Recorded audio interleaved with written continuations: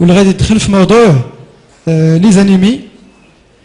Et avant de lui passer la... Je ne suis pas au niveau. Pourquoi? Parce que chaque jour, vous passez des examens sans que vous vous en rendez compte. Parce que chaque patient qui vient dans votre pharmacie, elle vient pour vous faire passer un examen. Et il faut toujours se poser la question quand on passe un examen, est-ce que j'ai réussi cet examen ou pas? Pourquoi? Parce que vous pouvez donner de l'aspirine à quelqu'un, mais si par la suite cette aspirine n'a rien donné, il faut se poser la question pour orienter ce patient vers un centre de cardiologie. Vous lui rendez un service. Pareil. Et c'est à ce moment-là que la formation continue permet d'améliorer la prestation. Et quand on améliore la prestation, on améliore le rendement. Et quand on améliore le rendement, eh bien, même sans salaire, on l'améliore aussi. Mais il faut avoir des preuves. Et c'est la raison pour laquelle, effectivement, vous avez un enseignement avec Dr Aznag. Et moi, je vais vous parler de l'anémie. Et je voudrais rectifier tout de suite une erreur qui est, en fait, ce n'est pas une anémie. Ce sont les anémies. Alors, j'en ai pour une demi-heure, 3/4 d'heure. Et voici le plan que je vais suivre. Premièrement, il faudrait que nous nous mettions d'accord. Qu'est-ce que c'est qu'une anémie? Quelles sont les différentes classes d'anémie? Les symptômes, Dr Aznag a déjà amorcé effectivement le débat. Et ce qui est important, c'est de comprendre le mécanisme de ces anémies pour pouvoir s'adapter effectivement à la question du patient et en même temps lui donner un conseil et le traiter par la suite en collaboration avec un médecin généraliste d'abord, ensuite un médecin spécialiste. Parce que vous avez la responsabilité d'orienter les patients. Il faut les orienter de façon bonne. Alors, la définition de l'anémie, quand vous recevez, effectivement, vous recevez des ordonnances, ne cherchez pas des médicaments. La CRP, ce n'est pas un médicament, c'est une analyse. Et ça vous arrive effectivement que le malade peut vous donner 2 ordonnances. Sur la première, il y a les médicaments, et sur la deuxième, il y a les analyses. Et ne faites pas l'erreur, si vous voyez le calcium-phosphore, ne lui donnez pas le calcium-phosphore, ce sont des analyses, c'est déjà arrivé. Et donc, vous pouvez avoir comme, effectivement, demande d'analyse, la numération formelle sanguine, c'est ce qui nous permet de savoir s'il y a une anémie ou pas, s'il y a une infection ou pas. Il faut savoir que cette NFS, c'est l'analyse la plus prescrite au monde, dans le cadre des analyses. Ensuite, dans le cadre d'une inflammation, il y a la vitesse de sédimentation. Pourquoi je vous parle de ça? Parce que pour améliorer la prestation à la pharmacie, on vous a parlé hier de la qualité. Et donc, le malade vous fait confiance. Et donc, vous lui expliquez ce que c'est et comment ça va se dérouler. Et donc, il y a ici ce qui nous intéresse ici. Et ce qui nous intéresse aujourd'hui, c'est le fer sérique et la ferritine et éventuellement un bilan pour savoir d'où ça vient cette anémie. Ça peut être la thyroïde, ça peut être le cœur, ça peut être le diabète, ça peut être les médicaments, ça peut être une infection. Nous allons détailler ça tout à l'heure. Alors, cette numération, elle va détailler évidemment les globules blancs, elle va détailler les globules rouges et les plaquettes. Pour savoir définir cette anémie, on se base sur les résultats de laboratoire, à savoir l'hémoglobine, c'est elle qui transporte l'oxygène du poumon vers les organes nobles, le cœur, etc. Et on a également l'hématocrite et le volume globulaire moyen. Ce qui est important pour nous aujourd'hui, c'est essentiellement l'hémoglobine. Pourquoi? Parce que c'est sur la base de cette hémoglobine qu'on va pouvoir définir si le patient a une anémie ou pas. Évidemment, quand il va rentrer à la pharmacie, elle va être pâle, il va être fatigué, mais pour définir une vraie anémie, qu'il sorte d'anémie, c'est sur la base de cette hémoglobine quand il va faire une analyse, une simple prise de sang, et il a le résultat rapidement. Évidemment, les globules blancs, ça va vous aider pour savoir s'il y a une infection, une inflammation, éventuellement un cancer, etc. Les plaquettes pour le problème de coagulation et de circulation, et justement le problème du caillou sanguin.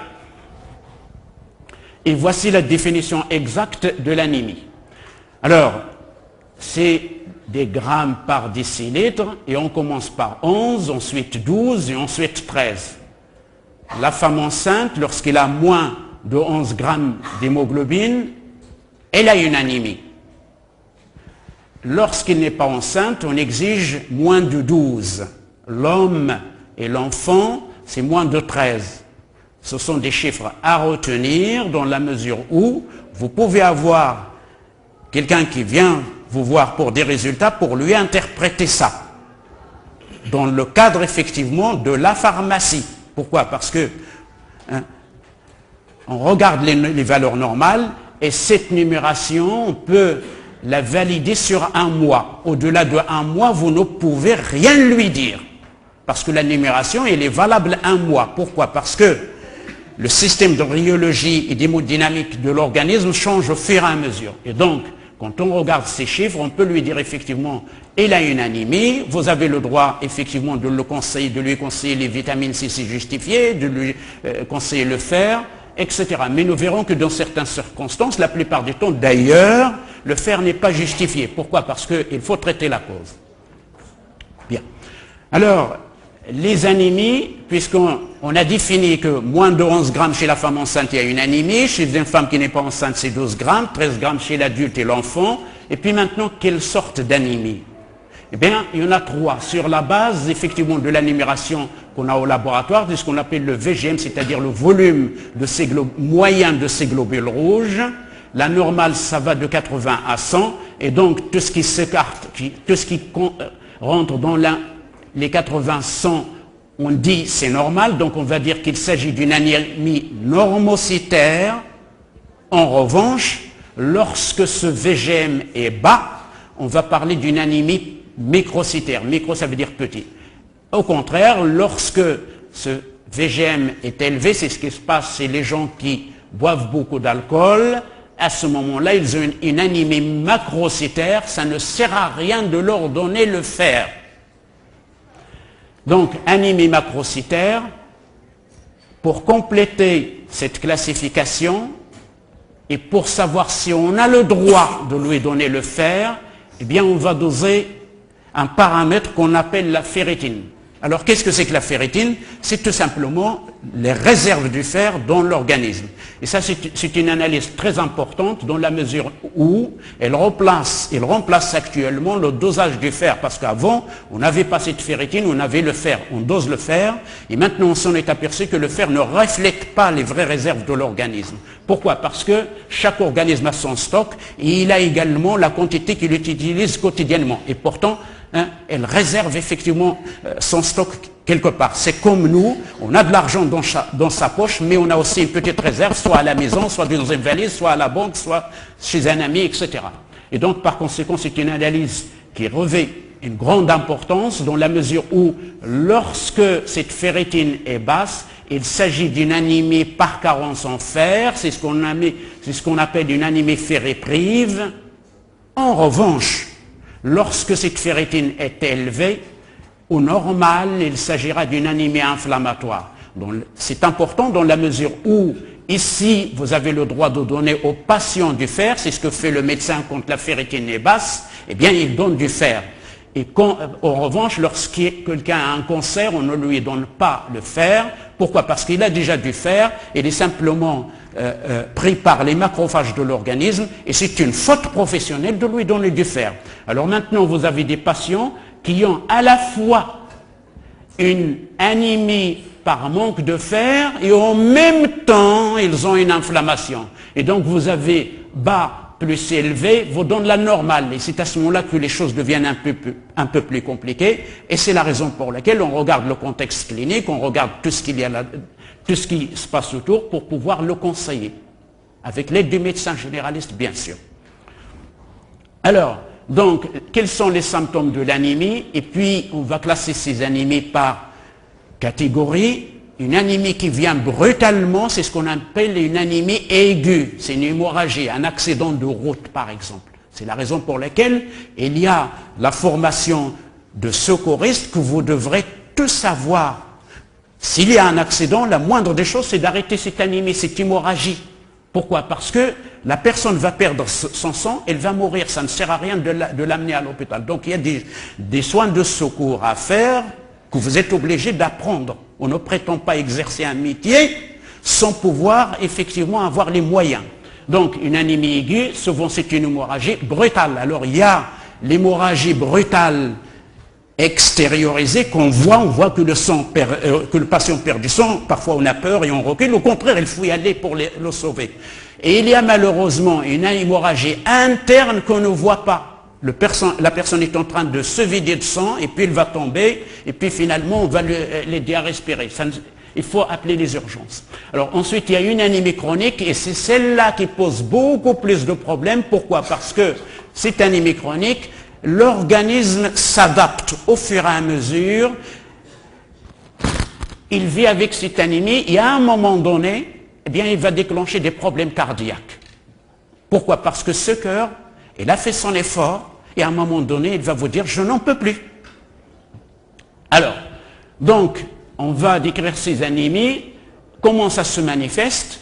C'est quelqu'un qui est en état de choc, un accident de route, tout simplement. Donc, le volume sanguin va diminuer, c'est ce qu'on appelle l'hypovolémie, et donc par conséquent c'est une urgence. Pourquoi? Parce que le patient se retrouve en état de choc, elle fait des malaises, elle est pâle, elle a soif, il n'urine pas, il a une hypotension, il essaie de respirer, il n'y arrive pas, et même, elle rentre et elle sort dans la discussion. Hein. On lui dit comment tu t'appelles, etc. Il lui raconte n'importe quoi. Donc trouble de la conscience. C'est une urgence. Comme l'hémoglobine transporte l'oxygène et comme l'hémoglobine n'est plus là, eh bien, il y a ce qu'on appelle une hypoxie, c'est-à-dire hypodiminution de l'oxygène qui va vers les organes nobles. Le cœur n'a plus ça, n'a plus l'oxygène. Et donc, par conséquent, il y a ce qu'on appelle la souffrance des organes nobles, à savoir le cœur, à savoir le cerveau. C'est pour cela que les gens n'arrivent pas à vous parler. Ils vous regardent comme ça, ils sont confus. Alors, pour l'anémie chronique, généralement, l'organisme arrive à s'adapter et il devient de plus en plus pâle, et même ses voisins, à la maison, lui disent « tu as quelque chose, tu es pâle, tu es fatigué ». Évidemment, il est fatigué parce que l'oxygène qui nous aide à avoir de la force, il n'est plus là. Et donc, il va y avoir le cœur qui est sollicité, et c'est la raison pour laquelle il va vous décrire des signes cardiovasculaires. Il va venir pour son cœur qui bat très fort. Pourquoi? Parce que le cœur, il essaie de faire un effort pour récupérer ce qui manque. Et donc vous avez ce signe qui est fondamental, qui est la tachycardie. En revanche, vous avez de l'hypotension quand le patient est en état de choc, une anémie aiguë. Donc le cœur qui bat, il palpite, c'est de la palpitation. Et puis les cardiologues parlent effectivement d'un souffle systolique, quand ils mettent le stéthoscope, et puis si ce patient a 40 ans, 50 ans, 60 ans, et qu'il commence une insuffisance cardiaque, eh bien cette insuffisance cardiaque va être majorée.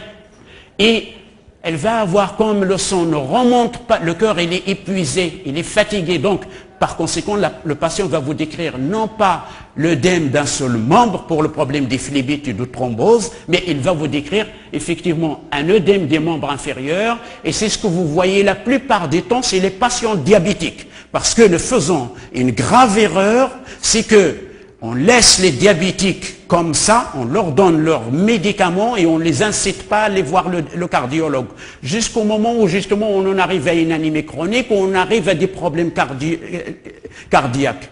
Un diabétique doit être surveillé régulièrement sur le plan cardiovasculaire pour ne pas en arriver à des erreurs graves comme ça. C'est quoi les erreurs graves? L'œdème des membres inférieurs, et donc le patient, au lieu de faire son activité physique, il est cloué au lit. Il reste chez soi, ce qui n'arrange pas du tout les choses. Alors, des signes respiratoires, comme je vous l'ai dit, il essaie effectivement de faire un effort pour respirer, dyspnée d'effort, et puis l'apodypnie, et puis également des signes neurosensoriels. Il va venir vous demander effectivement un conseil pour vertige. Et là, je vous souhaite bon courage pour vraiment donner un conseil à quelqu'un qui va vous dire « j'ai des vertiges ». Est-ce que ce sont les oreilles? Est-ce que c'est le cœur? Est-ce que c'est l'anémie? Est-ce que c'est des problèmes avec sa femme? Est-ce que c'est des problèmes avec les voisins? Est-ce que c'est des problèmes d'Internet? Est-ce que c'est des problèmes de sonorisation, etc. C'est la raison pour laquelle vous prenez une responsabilité quand vous conseillez quelqu'un. Parce qu'il va vous donner un médicament. Eh bien, les vertiges, il faut faire un bilan de vertige. Des troubles visuels, bourdonnement d'oreilles. Alors, donc, une fois qu'on a parlé de ces symptômes qui vont vous aider au comptoir à faire la part des choses, on essaie maintenant de comprendre comment cette anémie vient. Donc, les mécanismes de l'anémie, on les distingue de, premièrement, s'il s'agit d'une anémie centrale. Pourquoi? Parce que tous ces globules rouges viennent de l'usine. Notre usine, c'est la moelle osseuse. Et tout ce qui se passe au niveau du membre, au niveau de la tête, au niveau du vaisseau, au niveau du cœur, etc., c'est périphérique. Et donc, on va regarder, est-ce que c'est un problème de l'usine, c'est-à-dire la moelle osseuse, ou est-ce qu'il s'agit de quelque chose à la périphérie? Quelqu'un qui a par exemple effectivement une valve, hein, les globules rouges c'est comme les œufs, ils sont fragiles. Vous pouvez avoir une anémie chez un sportif qui se porte très très bien. Pourquoi? Parce qu'il va courir. Eh bien quelqu'un qui porte les œufs, il va courir, qu'est-ce qu'il risque de faire? Eh bien il risque de casser ses œufs, il risque de casser ses globules rouges, il va se retrouver avec de l'anémie. Et pourtant, il est bien portant. Pourquoi? Parce qu'on dit le sport, ça fait du bien. Oui, le sport fait du bien. Mais les globules rouges sont fragiles. Alors, voici en gros ce que je viens de dire. Au niveau central, vous avez la moelle. Et quelqu'un, effectivement, qui a une érythropoïèse normale, quand on dit érythro, ça veut dire globules rouges, et donc il y a une érythropoïèse, c'est-à-dire la fabrication de ces globules rouges au niveau de la moelle, qui va se passer normalement à partir d'une cellule souche qui a toutes les capacités. Et donc cette cellule souche, elle va se multiplier en fonction des besoins de l'organisme. Et donc ces globules rouges vont maturer, et tout ça, ça va prendre effectivement du temps, et chaque globule rouge va pouvoir avoir une durée de vie de 120 jours.